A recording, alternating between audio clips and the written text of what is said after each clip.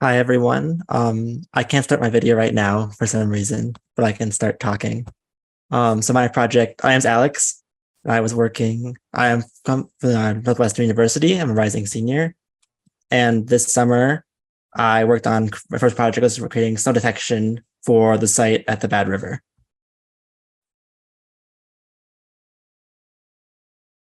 Um, so our motivation was that analyzing weather and conditions on the river is very important just for the river and the watershed as a whole. And if we create these data sets that can detect snow and other ice conditions, we may be able to use that to predict other river conditions like temperature or turbidity of the water and analyze its effects on wild rice yields, which is very important agriculture in the area. And in fact, if you look at the images right now coming from the nodes, you'll see the wild rice starting to poke up from this river in this exact angle. So all the data was collected from these two nodes on the Bad River, which is a site in northern Wisconsin on that map. And the first node, W014, was collecting data last year up until about mid-December when it went out of commission. And the second node is at the same angle, but started collecting data in about January of this year. We see that same White House and it's basically the same picture, slightly different angle. So the next results, if model performed very well on images from the Bad River site and the top of your screen, you can see that it had about a 98% accuracy, with the top left being when it correctly predicted snow and the bottom right where it correctly predicted no snow. But these accuracy numbers are very high. So I was concerned that it might be overfitting to the data from the river, since there are a lot of images that were taken only an hour apart, so they look pretty similar.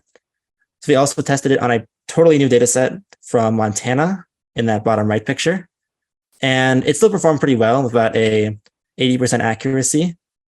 But so this indicated that it is learning something about snow itself and not making any weird overfitting, at least not to a super large extent. And then future work, obviously, we would like a more general snow classifier. I designed a plugin for use on these nodes, but currently it's really only great for the node at the Bad River. But using additional data from other sources could create a better classifier for snow. And the current model could be used to create a preliminary data set that could then be looked through manually to make sure it's correct. In the future, we'd also like to look at using additional data from the sites, like water turbidity and temperature, like I mentioned before, and to predict stages of wild rice agriculture at this site. And also, thanks to the Bad River Band and the Great Lakes Fishery and Wildlife Commission for their assistance on the project.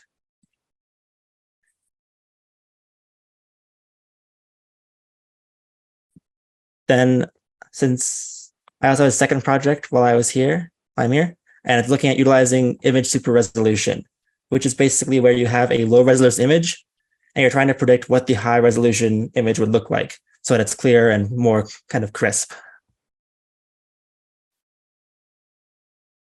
So a lot of the images taken from the nodes are blurry, hard to read, or like measuring sticks where there are very small lines that you have to read. Or like this is actually one of the rideshare stickers that was talked about earlier. And what does it say? It's not really clear. It's probably Uber or something. But these small patches of images are really important and contain the information that we care about the most. So these techniques for super resolution could lead to better predictions or just easier analysis by humans. But this is still an active area of deep learning research. It's not that old, and it's still improving for use on real world images that have unknown degradation factors and weird compression artifacts. So the first technique that we looked at was something called super resolution convolutional neural network, which is a pretty simple network. It only has 3 layers and requires a pre-processing step where you use bicubic interpolation, which is an algorithmic method, to upscale your image to the size you want it to be, and then use the network to kind of sharpen it and refine it to make it better. So this is trained on the div2k dataset, which is popular for this problem, which is a lot of nature images. This one, the bottom one is a picture of limes, very zoomed in on one patch. Top one is actually a picture of a penguin. But as you can kind of see, the bicubic image on the left and the image fed to the network on the right don't look noticeably better than either of each other and don't look nearly as sharp as just the ground truth image. So it wasn't a great method. It's also one of the older ones, but it's very fast and not as many parameters as other methods. But We have another technique called zero-shot super resolution, which is self-supervised. So instead of training on a large data set, it only trains on one image that you give it every time you want to use it. So it downscales the original augmented image and then trains to create the super low resolution image to the regular one, and uses that same model to go from the low resolution image to the super resolution image. And this works really well on real world images where you don't know how it's been degraded or what the camera's like, because it can train every single time. But it's a lot slower to use since it has to do it for every single image you want to look at. And then I have some results from some of the nodes. This left one is a rideshare sticker where it's an airplane, and the right one is a meter stick. You can see on the right side, that's the meter stick that's been upscaled. And then the numbers on the top actually look pretty clear, but the numbers at the bottom are still very blurry and hard to read. So it's not perfect, and we definitely need to refine this technique more. So for future work, there are modules that can improve text and symbol recognition that may help with those measuring stick problems. There are also add-ons to that zero-shot super resolution, where you actually train it on a large data set first to get a good initial parameters, and then that reduces the number of gradient descents you need to make, which makes it a lot faster. And also we want to look at training on similar looking data sets to things like the measuring sticks that have text or symbols that can sort of kind of learn what numbers look like before we use it. Hey guys, I'm Alex, and my project was on estimating solar radiance. So my main goal was to create a model that estimates solar radiance of the sky based on ground images taken from the Waggle nodes, and ideally this would help with solar energy generation, weather forecasting, climate change, and smart homes. So I created an image regression model. First, I created a CSV file that matched images to radiance values.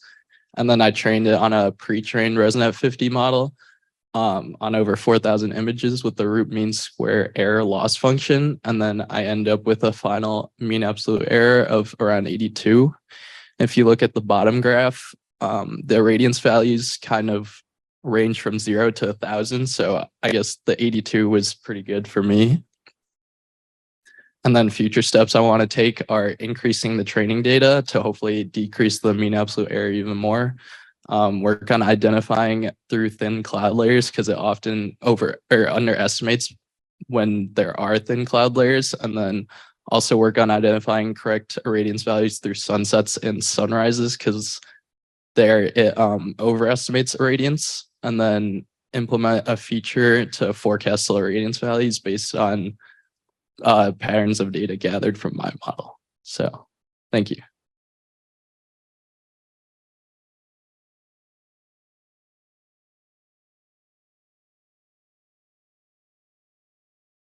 So rideshare is one of the biggest digital transformations in today's society. In 2027, there will forecasted to be almost 100 million rideshare users per year in the US. And the growth rate in the next 6 years is 133%. The US rideshare market is already at a $72 billion value. However, there are challenges. A lot of transportation and city officials don't have the adequate resources, nor the capabilities and the data they need to make informed decisions. Rideshare companies are reluctant to release information as it is considered a competitive advantage. And there are ethical and privacy concerns with releasing driver information. SAGE is a cost-effective and accurate method of collecting and analyzing rideshare data. Therefore, we developed a rideshare vehicle detection app that allows us to detect rideshare vehicles based on stickers that are placed on the windshields and will be deployed as an open source software for consumption, advanced analytics, and data-driven decision-making. Our developed solution can be divided into 3 stages.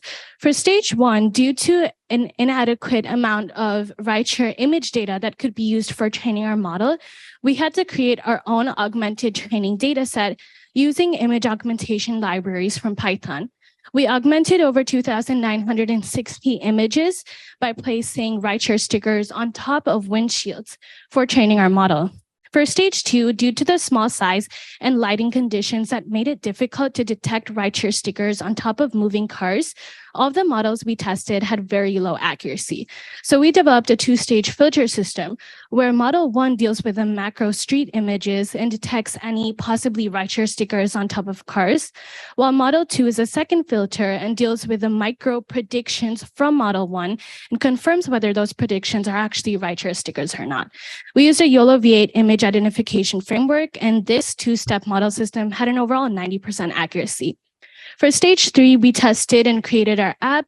We published it to the Edge Code repo, and the published data was then sent over to the Beehive for users to access. And this included metrics such as the timestamp count, as well as the actual sticker predictions that were published for users. So this was the first rideshare vehicle detection algorithm with publicly available detected data for consumption and development. And the development of an API supports popular streaming standards. There's a lot of use cases, such as transportation development, city planning, infrastructure development, climate citizen safety, as well as an image data set that can be used by scientists. In the future, we will involve metrics such as the speed, the direction, the rush hour, as well as the waiting time of rideshare vehicles in parking lots, include rideshare sticker differentiation, update our machine model, deploy the nodes to airports, and the Sage APIs for new devices will advance science and research in the future. Thank you. I am Chase Pelletier, and my project was lightning detection with software-defined radio. Okay.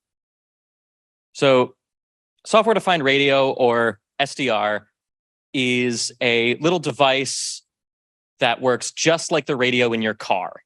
It's got antennas and it receives radio transmissions. It can measure radio waves and all that. And whenever lightning strikes, it releases a large pulse of electromagnetic energy. And this is the same thing that causes, if you're listening to the radio during a thunderstorm, all that static. And this is exactly what I'm looking for when I'm trying to detect this lightning. So what my app does is it takes an SDR that's hooked up to one of the Sage nodes, and it monitors all of the radio signals that it's receiving at a certain band of frequencies. And whenever it receives a sudden spike in the strength of frequencies, indicating some kind of anomaly like lightning or anything else that might cause the signal to spike in some way, it records all of the signal data it's receiving immediately before, during, and after the event. If you look at the graph in the lower right or left, we'll turn around. In the lower left, that is an example of the signal data it received. The blue before it is just radio noise. That yellow line is the actual lightning strike, and then it gets a little bit of noise after it. And so that's how the data comes across. And this project was the first SDR-related project working with these Sage nodes. So it's the first to require an SDR module getting put together and hooked up to these Sage nodes, and it's the first code to actually work with these Sage nodes to collect SDR data. And in the future, it can be used either improving on the specific lightning detection and doing things like the time of arrival method to determine a location of lightning, or even determining what type of lightning just struck. And plenty of other things cause similar anomalies in the radio waves, like the aurora borealis or meteor showers. Both can cause very similar anomalous events. And so those things, just like lightning, can be captured and recorded and studied with this program. Hello, everyone. My name is Jacob Schumne. I'm from the University of Illinois at Urbana-Champaign, and I'm studying information and data science. So my project was comparing simple deep learning models to a complex model for smoke detection. All right, so the motivation for this project is that predicting smoke in camera images can help to stop detrimental effects of forest fires. Some of these effects involve poor air quality, and one of the things that can help is to improve the air quality, and also to help the environmental wildlife. So if a simple model performs just as well as the complex model, what this can do is reduce the computational speed it takes to actually detect the smoke. And it can also help to decrease the time it takes to go and control the fire. So we know like the Canadian fires, they got way out of hand, way too quick. And then that caused all the air quality issues and et cetera. And there's some pictures of smoke instances happening in Southern California from HP Ren cameras. These are the pictures that my data set was based off of and created from. So my accomplishment and results, I managed to create a data set of 41,000 images. This is a machine learning ready data set that anyone can use. It is comprised of different wildfire events from those HP Ren images that I showed. And they're all split into 5 different classes. What I found is that models with 3 features perform better than all the other different types of models that I trained. If you look on the right, there's a lot of different types. So the models with only 3 features perform better. All of the models perform rather well on the original data. So if you look at the graph on the left, you can see that almost every model has a really high true positive rate, really high true negative rate, and then lower false positive and false negative rates. And then the VGG16 model outperforms all the other models on the ARM data. The ARM data was a completely new testing data that I used to test the model, all the models, which the training data set never seen before. The model never has seen this data set before. And the only one with a high true positive rate, a high true negative, and low false positive rate and low false negative rate was the VGG16, and all the other models performed rather poorly. On the right, you can see I also did some experiments using only 2 features and a regular kind of image. I did image difference. So I took 2 consecutive images and then subtracted those images to see the difference between those images. And they all performed rather poorly. So I didn't really go deeper into that. So the impact and future directions. I have a large ML-ready data set for future use. I found that a simple model is just as good as a complex model. I have an algorithm created that is deployed in a node, and this is able to compute and classify live images and perform inference on live images to detect smoke in real time. This research can greatly help in the overall work being done to fight forest fires. Some future directions is to train a more efficient and accurate model. There might be a different type of model which works even better than the models that I've tested. My work is completely replicable through my GitHub repository, and that is the QR code in the bottom if anyone wants to access it. And to replicate it is also to improve upon it. It can definitely be improved upon, so anyone who wants to do that can. And you need to explore more ways to actually augment the images. This could help to differentiate between smoke and cloud. Because if you look on the right side, there's also a picture of smoke and cloud. And they look rather similar, rather different. But to a computer, that is a pretty hard difference to create. So that was my project. Hello, everybody. My name is Joseph Cannon. Over this internship, I was developing APIs for the Waggle cyber infrastructure. Waggle, being an open source hardware and software infrastructure for computationally steered sensing, required that we have better camera orientation control and also image capturing. So one of the things that I was working on that we're going to incorporate into the Waggle infrastructure is the XMP 6400 RW pan tilt zoom camera. So I was just developing the APIs over this summer. 2 APIs, 2 Python libraries were developed, Sun API control and then Sun API config. These can be used in terminal, or you can write Python scripts to utilize this camera. Some examples of how it's used is a thing called area zoom, in which you can pick X1 and X2 and a Y1 and Y2, and then you select that window and then zoom in on that area, as well as a panoramic was developed as well. Still a work in progress. As you can see, there's some distortion where the image stitched together, but still working on it. Next. And then also, I developed an API for the Ubiquiti Edge Switch 150 watt. It is a fully managed PoE gigabit switch. And it can do intelligent switching for growing networks, and Waggle is definitely a growing network. And the reason why we're incorporating this is to have access and control over the local area networks of each node. So the API developed can get network information, port information, as well as configuration and updating the firmware. And when you're making new nodes, you want to be able to update the firmware quickly and not have to do it manually by hand every single time. And then also node deployment in the greater Chicago area. So if I'm doing my job right, it should make everyone's lives easier for like other interns who worked on traffic or smoke detection, to be able to have access, easy end user access to utilize these sensors is definitely useful. And there you go. And there's a QR code to the GitHub if you want to learn more. And yeah, there you go. Hello, everyone. Good afternoon. My name is Yufeng Luo, and I am a second-year PhD student at the University of Wyoming. And I am a summer intern this summer at the Sage Group. I would like to talk about my project at Sage Group this summer on the self-supervised learning with RGB and IR image data.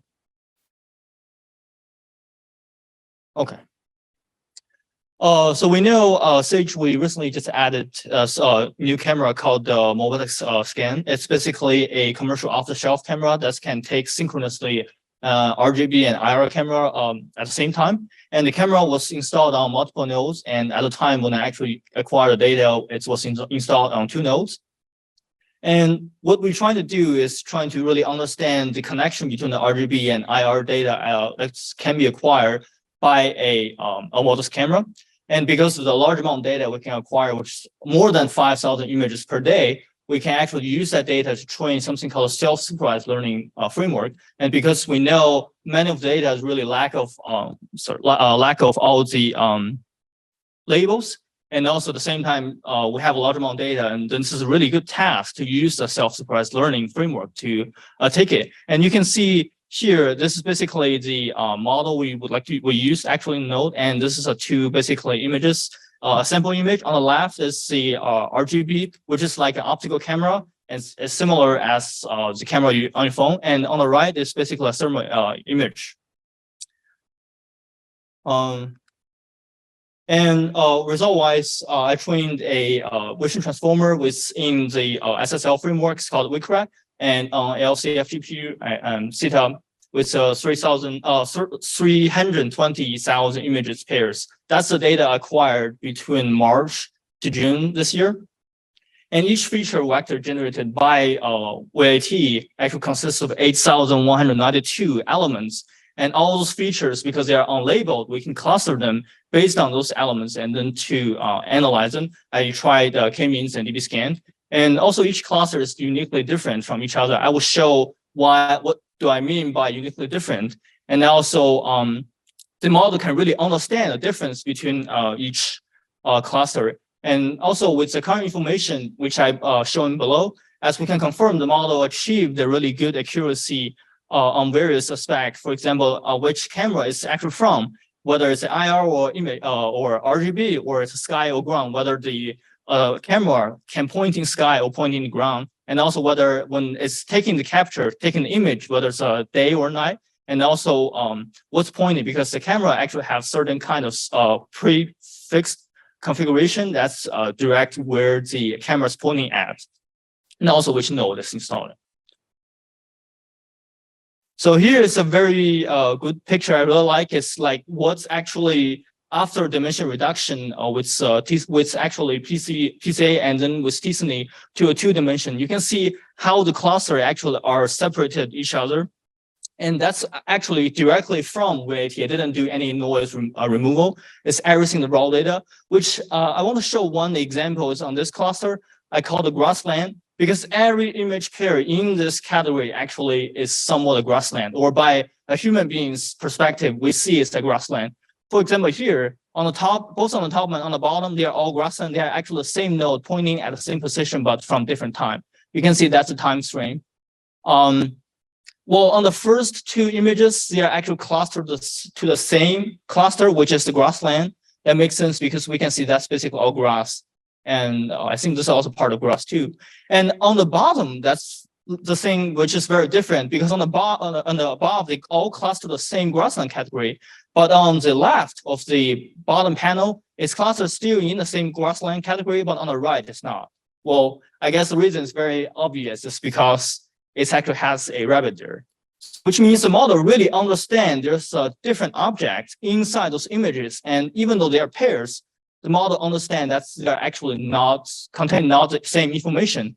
It's actually clustered into a neighborhood clustering. And also worth pointing out is that you can see this is ground. You can see from a color label here. This means the model itself knows that grassland pointing to the ground. Of course, grassland is usually on the ground unless we're talking about hanging garden Babylonian. So of course it's on the ground, which means model really performed very well, understand the context and the semantic relationship between those two images. And for the future work is that we really want to understand what model learns. This is what I just showcased, one of the cases what model understand, but there's multiple ways we can really understand what the potential of that model we train, and which means we really need a label data to really do the clustering further, and then assign labels to each cluster based on what the model clustered them. And also we know more signal will have this robotics commercial off-the-shelf camera that's eventually will provide us a larger data set and also with more variability inside the content of each image. And also we will eventually want to create a machine learning model that can really help us to identify those objects inside each image and to help with any downstream science task. Thank you. This is my presentation.